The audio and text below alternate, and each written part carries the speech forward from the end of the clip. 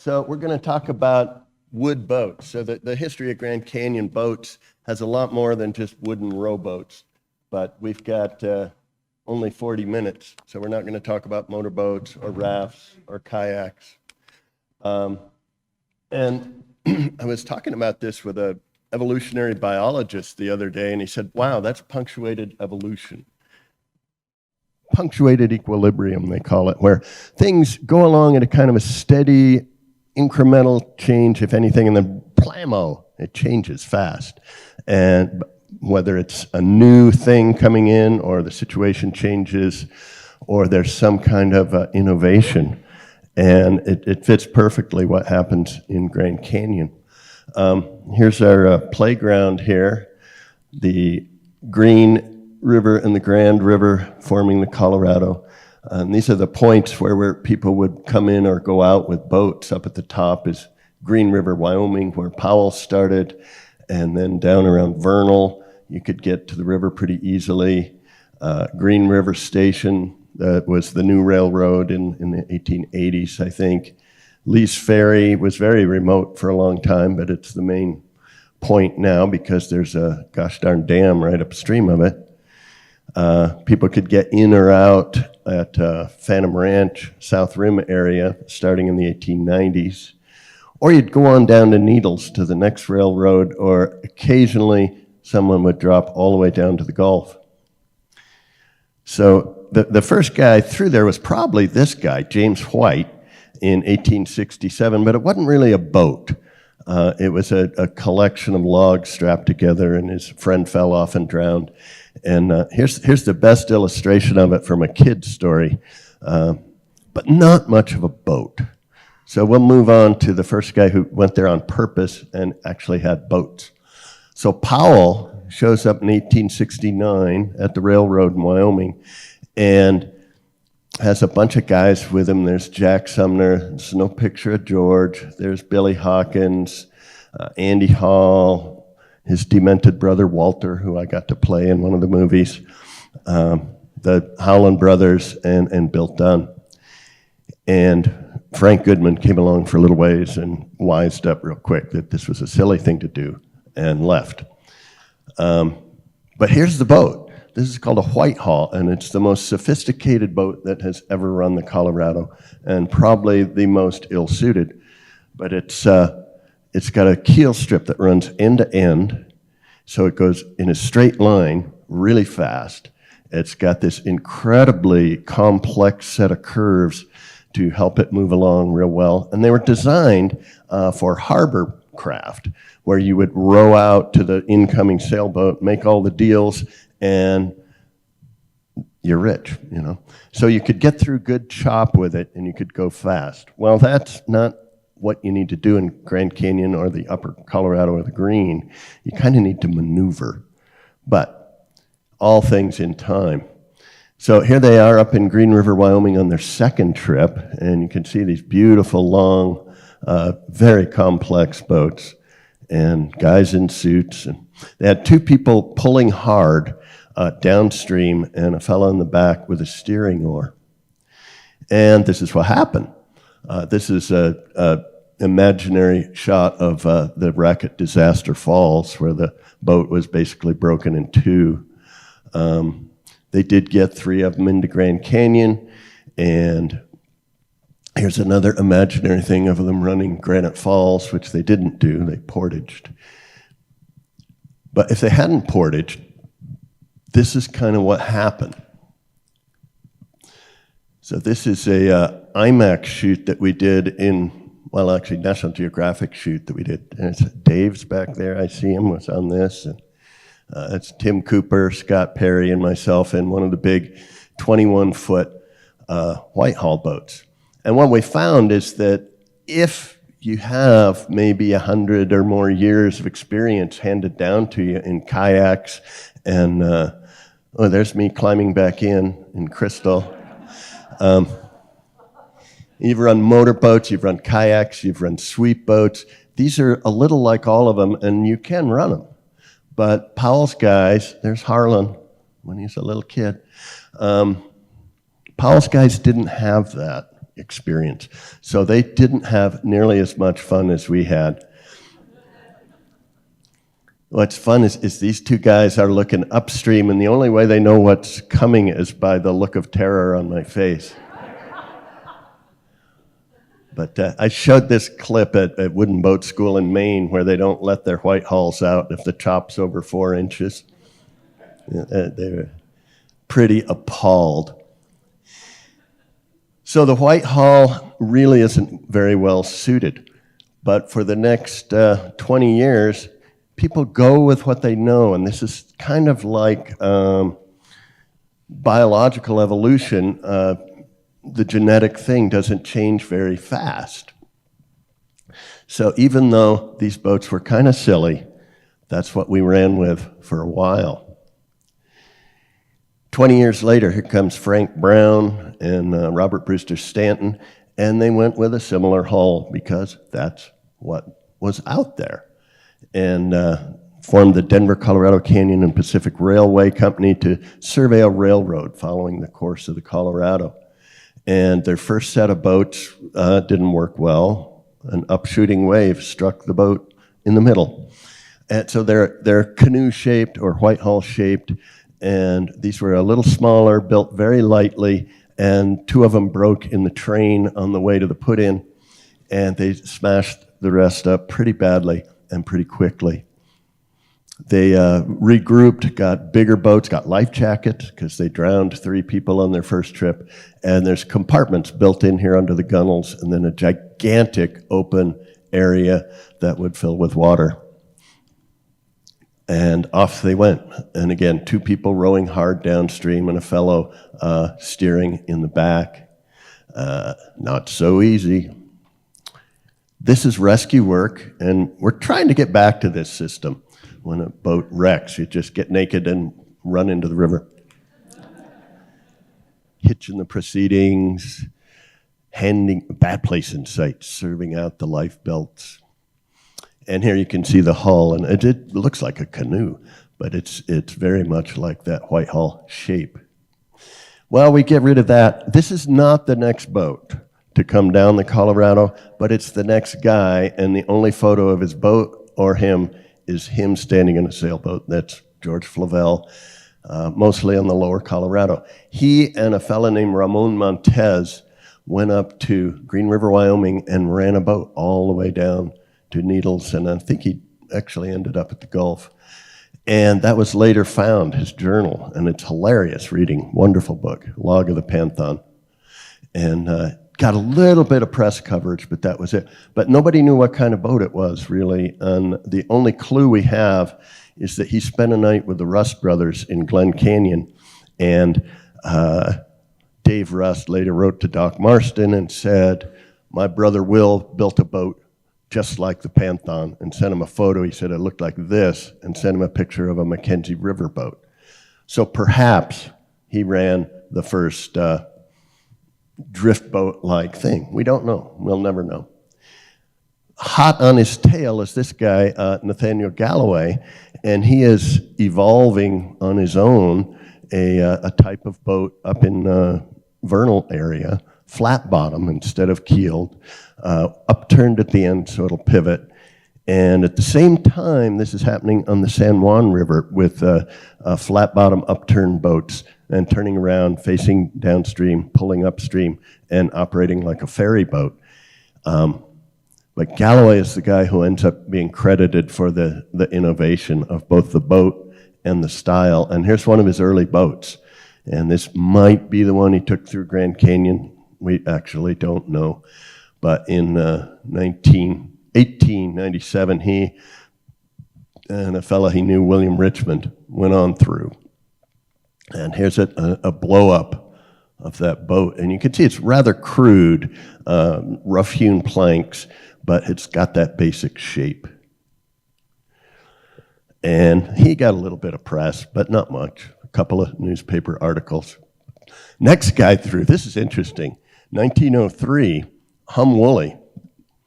And that story wasn't even known until 1951 when this guy showed up at a lecture about Grand Canyon boating in 1951.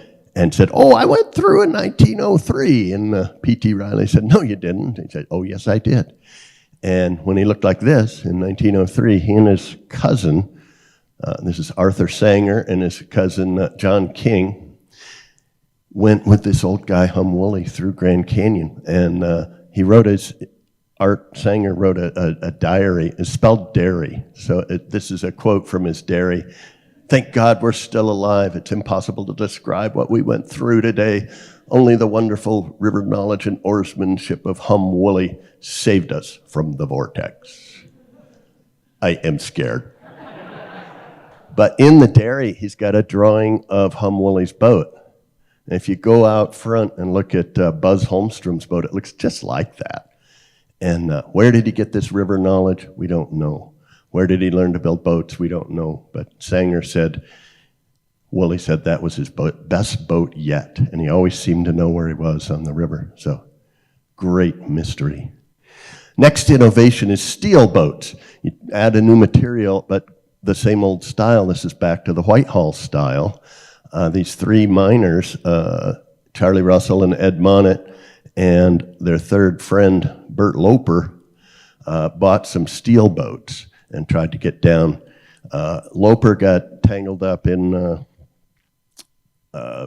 Glen Canyon and turned back to go get more supplies and grab the camera, and they went on without him. But Bert taught them how to row, and there's an imaginary picture of him. But he taught them that Galloway technique, which he had learned on the San Juan in the early 1890s. So they went on without him, left him a note at least, "Ferry, we waited 6 weeks, the river's freezing, we're out of here." They made it through after sinking one of their two boats, losing the other, finding it in the eddy at Boucher, and continuing on through. And there they are running Hermit.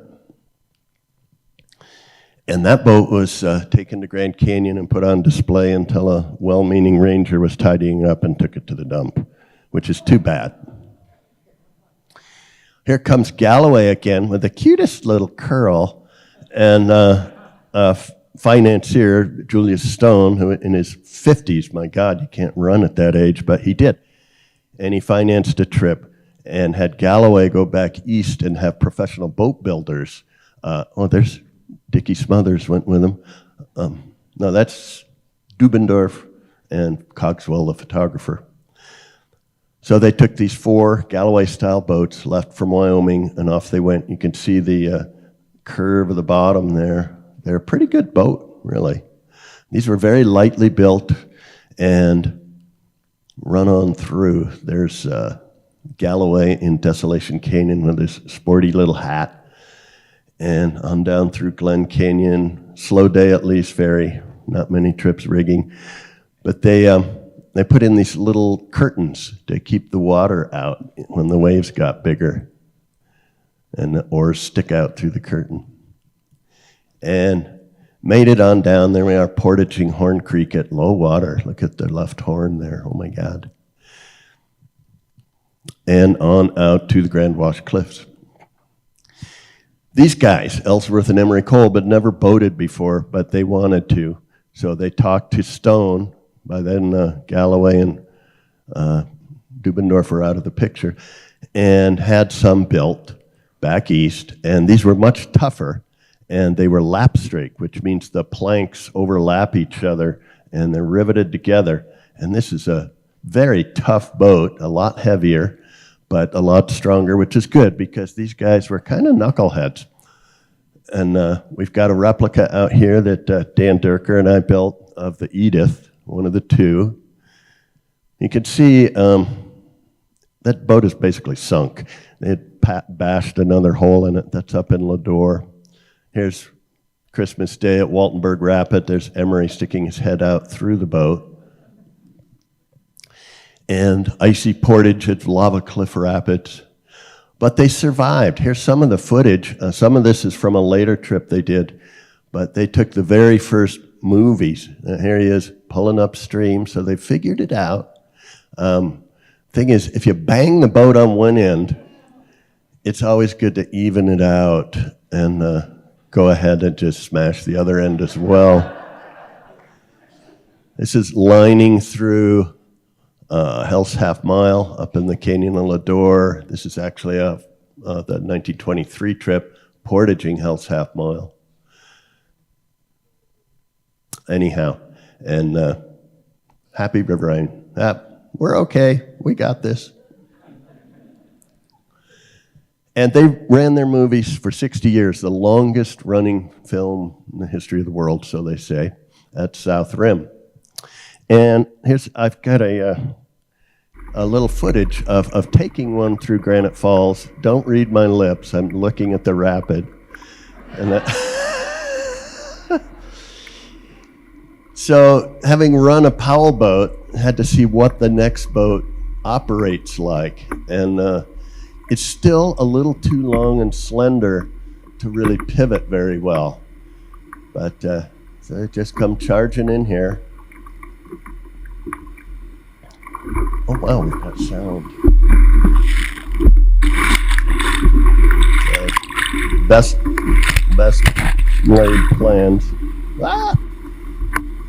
The thing's pretty stable though, and it made it on through.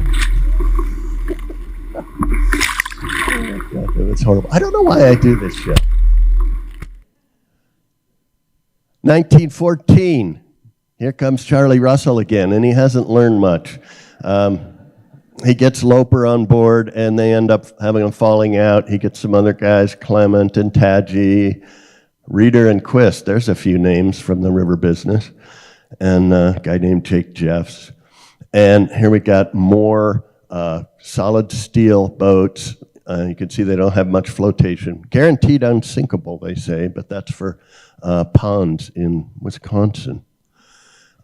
They sank the two of them right away, and Bert Loper built a third boat, and this is a Galloway-style steel boat, and it's still sitting there on the shore in Grand Canyon. And that boat actually worked all right. They got a cameraman and made some movies. Here's Charlie, and here's the Ross Wheeler, which is the one that Bert built. Very similar lines to the Edith, and made some movies. But that boat is not bad. Oh, they got frozen in for a month at Badger, and this is one of their other boats, the Titanic II, which sank. And they ended up that trip with 4 boats on the bottom, and the Galloway-style boat actually survived. 1923, more Galloway boats, big, heavy ones, really tough to row. This is the U.S. Geological Survey trip. There's the head Claude Birdseye, E.C. LaRue, the head survey guy, Louis Freeman, the writer, and Emery Kolb as the head boatman, and Frank Dodge, who was having a bad day. He said, that was very potent fig wine, or at least the heat had something to do with it. But Frank Dodge comes on that trip, and he later becomes one of the leading Grand Canyon boatmen. This is at the put-in. This is what you have to do with a lap-strake boat. You got to sink them until they swell up like a barrel. And off they went. Portaged a lot. They're really not great whitewater boats when they get that big. You get them oversized. They had a little canoe along for Frank Dodge to run the Stadia rod with, but here it is being destroyed as they tried to line it. There's a resupply. Here's the bottom of the boat. But these are some of the last Galloways to ever be run. They ran down to Lava Falls, portaged it that night. The river came up 21 vertical feet, and they found themselves back at the top and made it on through to Grand Wash Cliffs. And here's a little footage. There's Edith Kolb, first woman to ever fall in love with a boatman. And but you can see they have no room for passengers. So they just cling to the decks or work their way along the shore and make films, or rather take sightings. And you see them clinging like poor little wet rats to these boats. And here, taking through Upset alone, and oh gosh, where did the boatman go? Clyde Eddy, we'll go through this real quick because we don't have much time, but Clyde comes along in 1927. He wants to make a name for himself, and so he recruits a bunch of college kids, doesn't tell them where they're going. The only way he made it through is he hired Galloway's son, Parley. Also the first dog, Rags, and the only known bear cub to go through Grand Canyon. And this is them portaging Badger. And this is an oversized Powell boat where two men sit abreast in two positions. So you've got four people rowing and one guy on the sweep oar. A very unmanageable situation.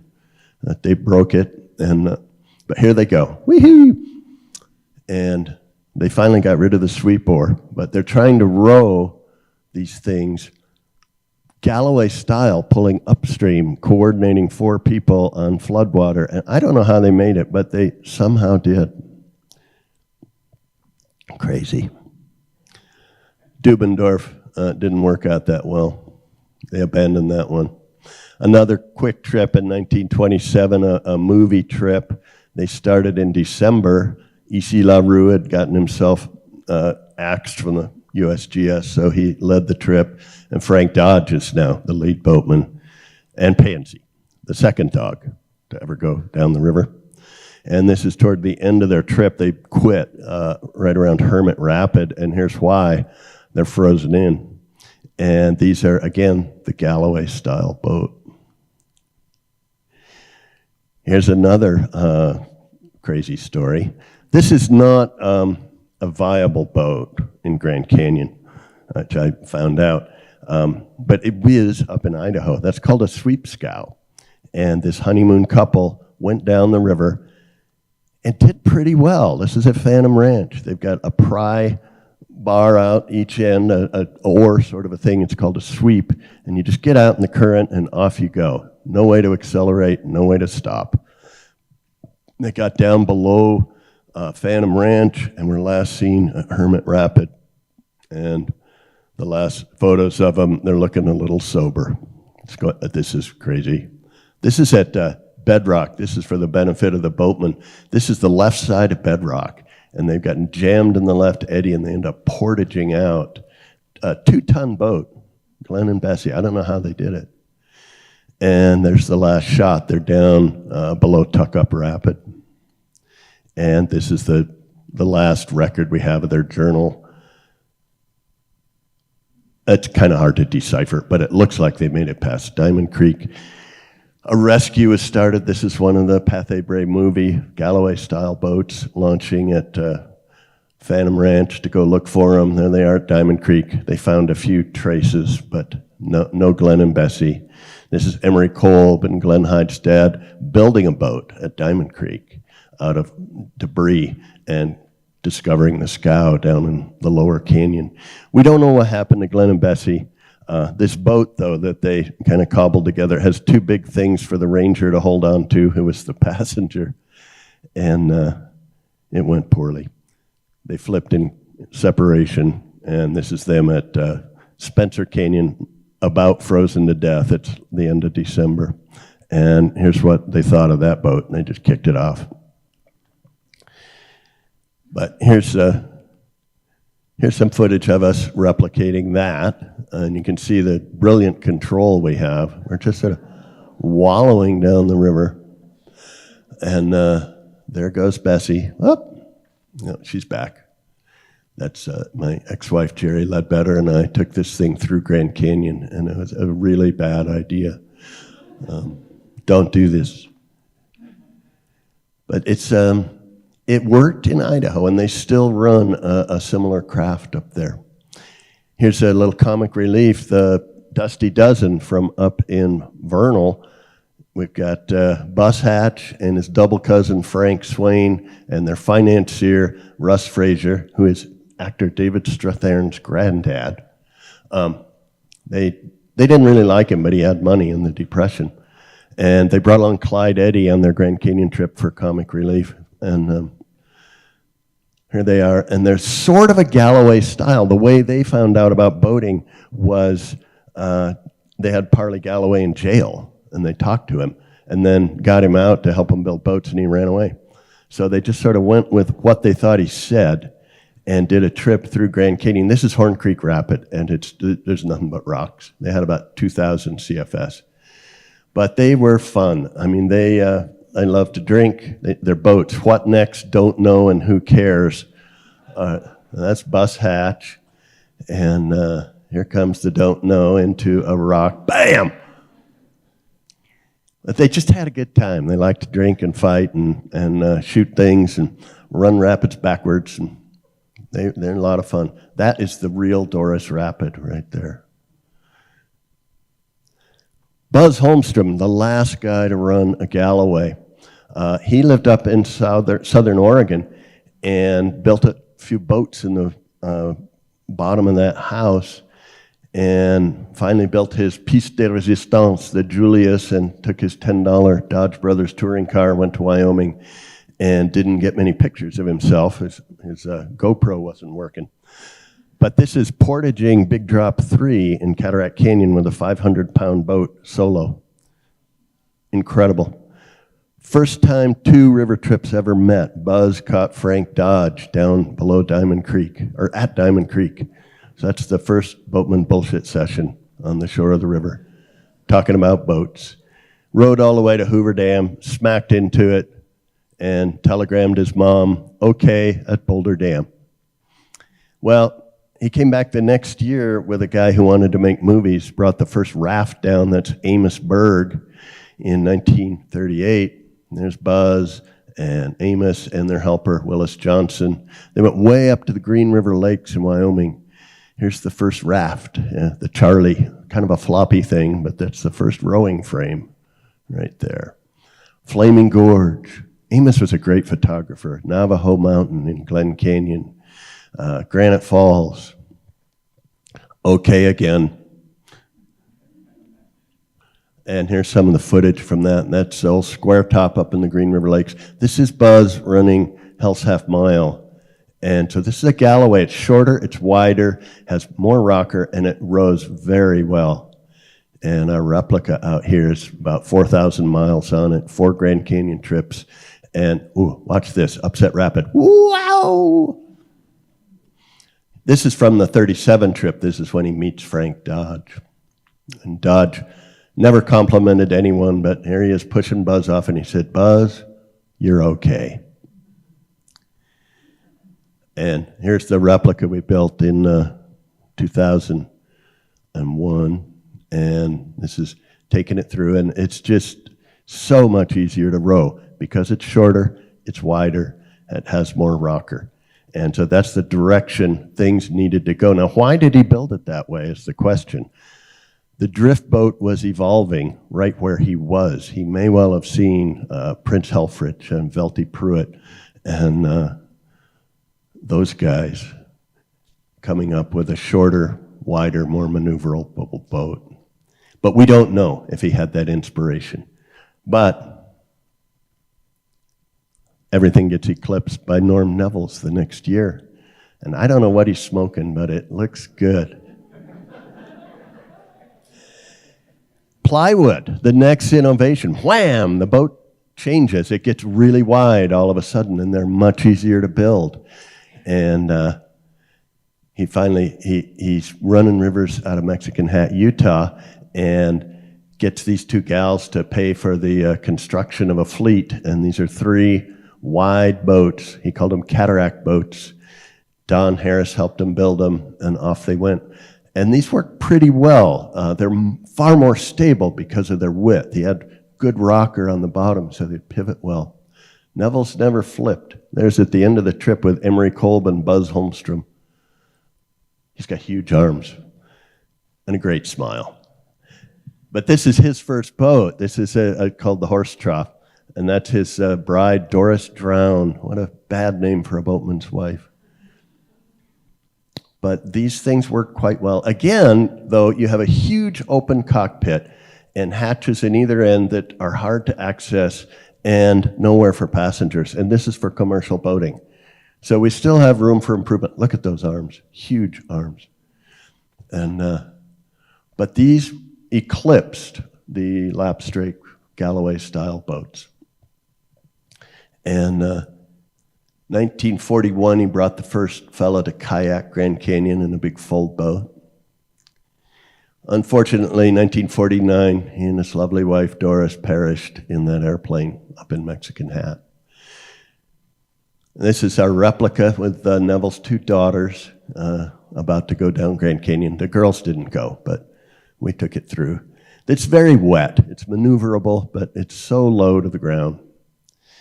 Bert Loper, who's been frustrated all these years because he wants to go through Grand Canyon, finally gets together with Don Harris, and in 1938, finally run Grand Canyon.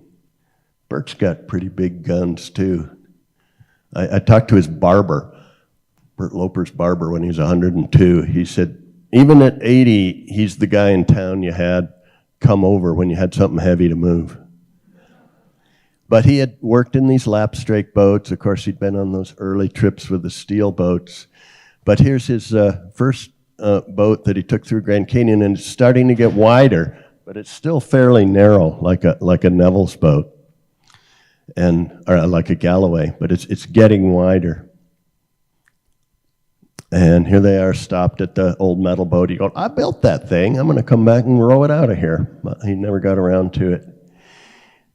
So his boat, he's a little back of center, which doesn't help him much. But this is somewhere between Galloway style and the newer Neville style.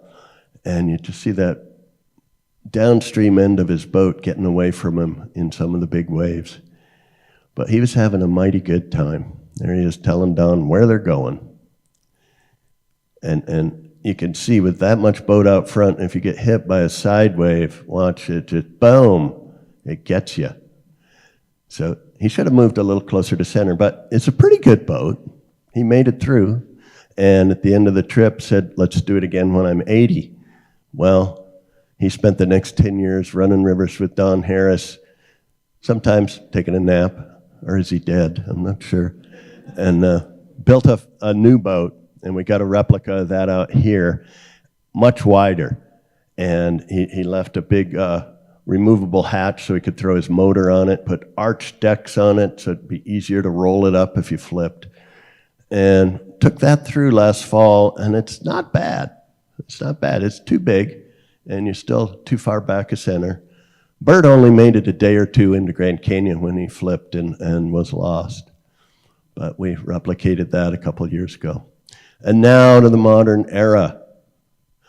P.T. Riley on the left ran with Neville's. That's Riley. There's Neville's, Frank Wright, and Jim Rigg. Here's Riley rowing Eddie McKee, early Grand Canyon naturalist, in a Neville's boat. Riley didn't think much of Neville's boats. So he, after Neville's died, built his own. And he made several changes. He brought them in to a pointy end on both ends. He sealed off both ends so you couldn't put anything in them to keep all your cargo in the middle so you pivoted quickly. And they worked a bit better than the Neville's boat. He built two of them. Here's the one that's a foot shorter called the Flavel. And I think that's Dave Mortensen's dad right there. Brick. That's another bad name for a boatman, Brick. Like, boom, you're going to sink. And then Sam said boats don't run away. Sometimes they do. One got away, they cast off the others later, and this is Riley down on Lake Mead recovering them. This is a long story we don't have time for, but in the end, all this kind of boat sort of became a dead end. I do a little flashback over here on the San Juan. These are the early San Juan punts of the 1890s. Norm Neville's had another style of boat that he used up there called a San Juan punt, which is quite similar, and we've got one out here. And they're open, a lot of rocker, a little bit of side flare, and blunt ends. And Neville's did hundreds of trips, well, I don't know, but hundreds of people down the San Juan in these things. And one of his early passengers was Multi Fulmer. Multi later rode one for him, and he created a bunch of boats. And unfortunately, the replica of Multi's boat didn't make it. But it's interesting, because Fulmer had seen the drift boats, but he decided not to go with the high prow or the radical flare. And the cross sections pretty much match a San Juan punt. So it's a very innovative, great unknown boat, which also went to the bottom. So by 1960, there really were no viable craft. Martin Lytton, great conservationist, comes in, and he wants to go down, take a bunch of publicists and politicians, photographers, writers, because the dams are coming. He knows it. It's not a big controversy yet. But I was going through some of his correspondence, and he's writing to Riley. He says, we've got to do this. He said, if I don't do everything in my power to stop these, I'll never forgive myself. And so they start corresponding as early as 1959 with the Oregon drift boat builders. And they come up, well, this is his first trip in the Flavel with Riley, or his second trip. He's actually rowing it on his second trip. And they are scouting a rapid. Great pants. So they work with this guy, Prince Helfrich, who is one of the guys who invented the drift boat. And they decide to stretch it a little and make it into a bigger boat. And it's not a true Mackenzie drift boat. And they have a guy named Keith Steele build 2 of these. And off they go. This is their first trip in 1962. And Riley later said, this is the best boat ever to run the river. He's very skeptical at first. But they've got a bit of a flat section in the middle, but the classic drift boat lines. So this is an importation event in the evolution. All of a sudden, a new boat comes in and wipes out the Neville's boat, just like the Neville's boat wiped out the Galloway, and the Galloway wiped out the Whitehall. 1964, they come back again, and this time with making a big book for the Sierra Club to fight the dams. And here's the Portola, which is out front. We have a replica. And this is a classic Mackenzie open boat that they brought along. And it's actually the first true Mackenzie, unaltered Mackenzie boat to run the Grand Canyon. They portaged a lot of rapids, but it's quite light. It's called the Lucky Pierre. Yeah, 5 minutes, perfect. There they are portaging around. That's old Joe Hall, Lisa Kearsley's dad, Riley and Lytton. And they portaged a lot, or lined, that's Granite Falls. But these boats ran really well. In 1970, Martin Lytton had gone commercial. He had ordered a few big boats. We've got the Hetch Hetchy, which is one of them, and went to get more. The builder didn't build them. He found a new builder, Jerry Briggs, who built a Rogue River style, which is much fuller in the tail, very graceful lines. There's Martin glowering and me smiling. This boat pretty much took over. Nobody's improved on it in the last 50 years. Here's some of Martin's early work this is the Portola, which became the Diablo Canyon. But they've got a lot of things going for them. They're much more stable. They have a lot more gear room. That's a metal boat that he had went swimming from. But there's Dan Durker, by golly. This is on a private trip. This is the boat that we're still running. There are a lot of variations, a lot of boat builders that run them. Here's R.J. Johnson, by golly. They're super stable. And what made them work is they were designed for smaller rapids and not for this big water. But Grand Canyon, you've got to have a tremendous amount of gear. You've got ballast. And so they become incredibly stable. So where do we go from there after 50 years? Hey, slow down. Let me try that again. We're not going to try it again. We're going to end it. So that's the end, but we do have some tweaks at the very end of the line of bigger, wider, shorter, smaller versions, but it's the Briggs boat. Thank you very much.